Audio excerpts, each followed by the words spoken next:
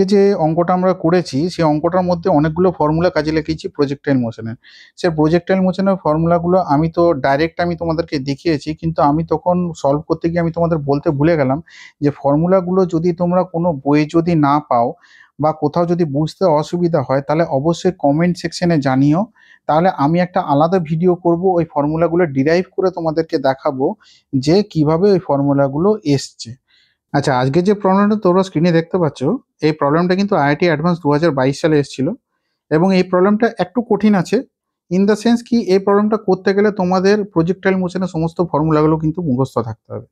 যদি ওই ফর্মুলাগুলো মুখস্থ না থাকে আর পরীক্ষার এক্সাম হলে গিয়ে যদি মনে হয় যে ওগুলো ডিরাইভ করে এই অঙ্কটা করবো, সেক্ষেত্রে কিন্তু এই অঙ্কটা ভুল হবার চান্স অনেক বেশি, অনেক বেশি লেন্দি হয়ে যাবে, অনেক বেশি টাইম খাবে। অঙ্কটা আগে পড়ে নিই যে অঙ্কটা আগে কি বলতে চাইছে এবং কি বার করতে হবে। A projectile is fired from the horizontal ground with speed v and projection angle theta when the acceleration due to gravity is g, the range of the projectile is d. If at the highest point in its trajectory the projectile enters a different region where the effective acceleration due to gravity is g dash is equal to g by 0.81, then the new range is d dash equal to nd, the value of n is dash. তো এইটা আমাদের বার করতে বলেছে। এবার দেখা যাক যে অঙ্কটা আমাদের কি বলেছে। একটা এক্স ওয়াই প্লেন রয়েছে আর তার মধ্যে একটা প্রজেক্টাইল মোশন রয়েছে। তো প্রজেক্টাইল মোশনটা, পার্টিকেলটা প্রজেক্ট হচ্ছে কোন ভেলোসিটিতে? ভেলোসিটি ভিতে। আর কোন অ্যাঙ্গেলে? থিটা অ্যাঙ্গেলে।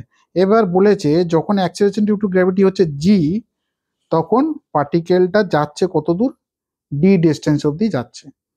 এইবার বলেছে যে পার্টিকেলটা যখন হাফ ডিস্টেন্স, ম্যাক্সিমাম হাইট কখন পৌঁছাবে? হাফ ডিস্টেন্সেই পৌঁছাবে। ম্যাক্সিমাম হাইটে যখন পৌঁছেছে তখন হঠাৎ করে পার্টিকেলটা একটা নতুন রিজনে ঢুকেছে, অর্থাৎ যার গ্র্যাভিটি হচ্ছে g dash is equal to g by 0.81। অর্থাৎ কি না, পার্টিকেলটা ঠিক এতটা দূর আসার পর গ্র্যাভিটিটা হঠাৎ করে চেঞ্জ হয়ে গেছে। তো গ্র্যাভিটিটা এইখানে গোটা এরিয়াটা গ্র্যাভিটি হচ্ছে জি ড্যাশ, আর এইটার গ্র্যাভিটি ছিল হচ্ছে জি। তাহলে এইবার বলেছে যে পার্টিকেলটা ঠিক কত দূরে গিয়ে পৌঁছাবে, নতুন ডিস্টেন্সটা আমাদের বার করতে হবে। তো নতুন ডিস্টেন্সটা আমরা কিভাবে বার করব? এখন তোমরা প্রবলেমটা দেখে বলতে পারবে কি যে পার্টিকেলটা এখন ঠিক এই পজিশনে পৌঁছাবে নাকি ঠিক এই পজিশনে পৌঁছাবে? তাহলে প্রবলেমটা কিন্তু দেখে আন্দাজ করতে পারবে যে পার্টিকেলটা কিন্তু ঠিক এই পজিশনে পৌঁছাবে। পার্টিকেলটা যতটা দূর আগে গেছিল ততটা দূর আর যাবে না, তার আগেই পড়ে যাবে। তার কারণটা কি? তার কারণটা হচ্ছে নতুন গ্র্যাভিটিটা হচ্ছে g dash g by 0.81 which is equal to 1.23 g. তার মানে নতুন গ্র্যাভিটিটা এখন আগের গ্র্যাভিটির থেকে 1.2 টাইমস বেশি। তো 1.2 টাইমস যদি বেশি হয় গ্র্যাভিটিটা, তাহলে পার্টিকেলটা ঠিক এর পর থেকে গ্র্যাভিটিটা আরো বেশি হয়ে গেল, নিচের দিকে আরো বেশি পুল করছে। নিচের দিকে যদি আরো বেশি পুল করে পার্টিকেলটাকে, তাহলে পার্টিকেলটা নিশ্চয়ই আর অতটা দূরে যেতে পারবে না, আগেই পড়ে যাবে। অর্থাৎ ঠিক এইখানে বা কিছুটা আগে গিয়ে হয়তো পার্টিকেলটা পড়ে যাবে।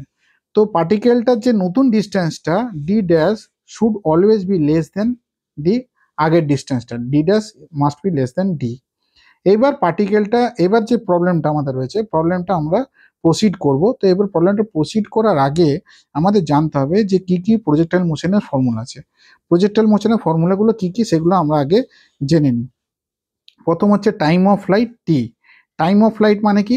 টোটাল যে প্রজেক্টাইল মোশন, একটা পার্টিকেল এইখান থেকে এইখানে যেতে টোটাল কতটা টাইম নিয়েছে সেটা বার করতে গেলে যে ফর্মুলাটা আমাদের ইউজ করতে হয় সেটা হচ্ছে 2u সাইন থিটা বাই জি। আচ্ছা, এরপরে যেটা আমরা করব হচ্ছে রেঞ্জ, অর্থাৎ পার্টিকেলটা কত দূরে পৌঁছাবে। এখানে কিন্তু ডি আছে, মানে অর্থাৎ ডি ডিস্টেন্সটা, রেঞ্জ পার্টিকেলটা কত দূরে পৌঁছাবে তার ফর্মুলা হচ্ছে u square sine 2 theta by g. আবার সাইন 2 থিটাটাকে আমরা লিখতে পারি u square 2 sine theta cos theta by g. দুটো ফর্মুলাই আমাদের ইউজ হয়, এটাও ইউজ হয় এটাও ইউজ হয়। আচ্ছা, নেক্সট যে আমাদের ফর্মুলাটা কাজে লাগে সেটা হচ্ছে এইচ।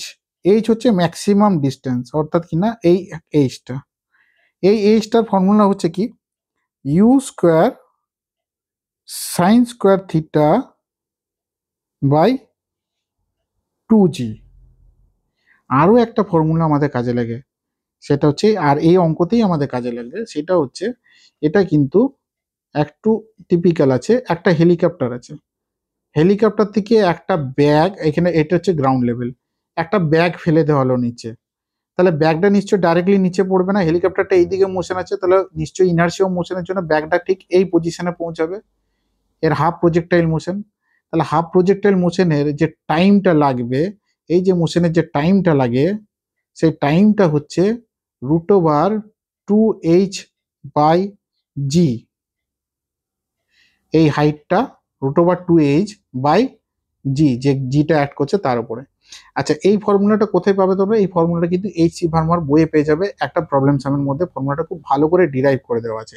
আর এটা হচ্ছে একটা কমন ফর্মুলা, যেটা অনেক প্রবলেমে কাজে লাগবে। ইনফ্যাক্ট এই যে ফর্মুলাগুলো বললাম, এই একটা ফর্মুলা, এই একটা ফর্মুলা, আর রেঞ্জের ফর্মুলা, ম্যাক্সিমাম হাইটের ডিস্টেন্সের ফর্মুলা, আর এই যে এই ফর্মুলাটা, এই চারটে ফর্মুলাই কিন্তু ম্যাক্সিমাম প্রবলেমের প্রজেক্টাইল মোশনের ফর্মুলাতে কাজে লাগবে। তো এই চারটে ফর্মুলা কিন্তু একদম মুখস্থ করে রেখে দেবে, কারণ এই অঙ্কতে কাজে না লাগলেও অন্য কোনো অঙ্কতে কাজে লাগবে, যেটা তোমাদের অনেক প্রবলেম সলভ করতে ইজি হবে। এইবার আসি আমাদের মূল প্রবলেমে। মূল প্রবলেমটা আমাদের কি ছিল, যে আমাদের বার করতে বলেছিল নতুন ডিস্টেন্সটা। তাহলে নতুন যে ডিস্টেন্সটা আমাদের ছিল ডি ড্যাশ ইকুয়াল টু, এইবারে কি হবে, এই ডিস্টেন্সটা কত হবে, এই ডিস্টেন্সটা হবে আগে যে টোটাল যে ডিস্টেন্সটা ছিল ডি, তার হাফ, d/2। তাহলে এখানে কি লিখবো, d/2 প্লাস এরপরে এই ডিস্টেন্সটা, এই ডিস্টেন্সটা। এবার এই ডিস্টেন্সটা আমরা কিভাবে বার করব, নতুন যে ডিস্টেন্সটা হচ্ছে স্পিড ইনটু টাইম। আচ্ছা, স্পিডটা কিভাবে বার করবে, এবারে এখানে যদি আমাদের এখানে পার্টিকেলটা ছিল, পার্টিকেলটার ভেলোসিটি ছিল ভি, তাহলে এই দিকের পার্টিকেলের এই দিকের কম্পোনেন্টটা কি হবে, according to vector v cos theta. তাহলে ভি কস থিটা হচ্ছে speed, d/2 v cos theta into time t.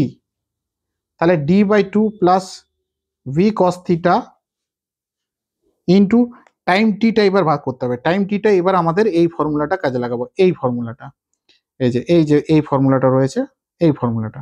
তাহলে এই ফর্মুলাটা কি হবে, √2h/g ড্যাশ, কেননা এই পোর্শনটাতে আমাদের নতুন গ্র্যাভিটি অ্যাড করছে, তাহলে g dash equal to d/2 plus v cos theta √2/g dash.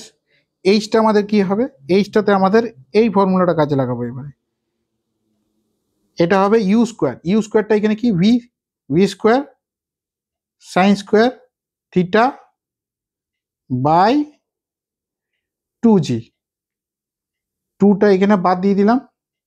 তাহলে এখানে কি হবে, d/2 plus v cos theta √v square sine square theta, আচ্ছা জি ইন্টু জি ড্যাশ। এবার জি এর ভ্যালুটা আমরা রিপ্লেস করব, কত, g/0.81। এটা আমাদের নতুন একটা পেজ নিতে হবে।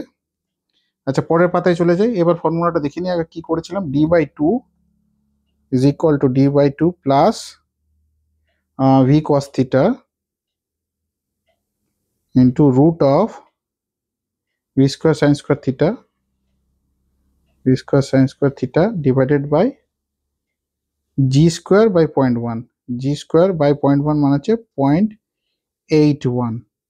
তাহলে d/2 plus v cos theta v sine theta by g into 0.9। তাহলে এখানে কি দাঁড়ালো আমাদের, d/2 plus v square sine theta cos theta by g into 0.9 বা 9/10, একই ব্যাপার। এইবারে দেখো এইখানে এই যে এই ফর্মুলাটার উপর লক্ষ্য করো, এইটা আমাদের কি বলেছিলাম, আর এই ফর্মুলাটা রেঞ্জ, এই যে রেঞ্জ, আমরা ফর্মুলাটা আরেকবার দেখে নিই, এখানে কি লেখা ছিল, range is equal to 2u square sine theta cos theta by g. তাহলে রেঞ্জটা হচ্ছে ডি। আচ্ছা, ডি কে যদি 2 দিয়ে ভাগ করে দিই তাহলে কি হবে? U square sine theta cos theta by g. তাহলে এইটা আর এইটা সমান চলে আসছে, তাহলে এটা নিশ্চয়ই d/2 হবে। এটা d/2, আমি এই গোটাটাকে দিয়ে রিপ্লেস করে দিলাম ঠিক এই জি জায়গাটাতে, d/2 ইন্টু 9/10। তাহলে কি দাঁড়াচ্ছে? d/2 যদি কমন নিয়ে নিই 1 প্লাস 9/10, তাহলে d/2 ইন্টু 19/20, সরি 19/20, 19/20 এলে হচ্ছে 0.95 ডি। তাহলে D dash is equal two 0.95 D. আমাদের কি বার করতে বলেছিল? D dash is equal two N D যদি হয়, তাহলে এন এর ভ্যালু কত? এন এর ভ্যালু হচ্ছে 0.95। এটা হচ্ছে আমাদের অ্যান্সার। দেখলে তো কতগুলো ফর্মুলা এই অঙ্কটার মধ্যে কাজে লাগলো। এই ফর্মুলাগুলো যদি মুখস্থ থাকে তাহলে কিন্তু অঙ্কটার মধ্যে এমন কিছু নেই। আর যদি ফর্মুলাগুলো যদি মুখস্থ না থাকে, ফর্মুলাগুলো যদি জানা না থাকে, তাহলে কিন্তু প্রবলেমটা বিশাল লেন্দি হবে। আর প্রবলেমটা শেষ অবধি করতে পারবে কিনা সেটিও ডাউট আছে। তাই এই ফর্মুলা কিন্তু একদম মুখস্থ করে রাখবে, অন্যান্য প্রবলেমগুলোতে সব কটাতেই কাজে লেগে যাবে।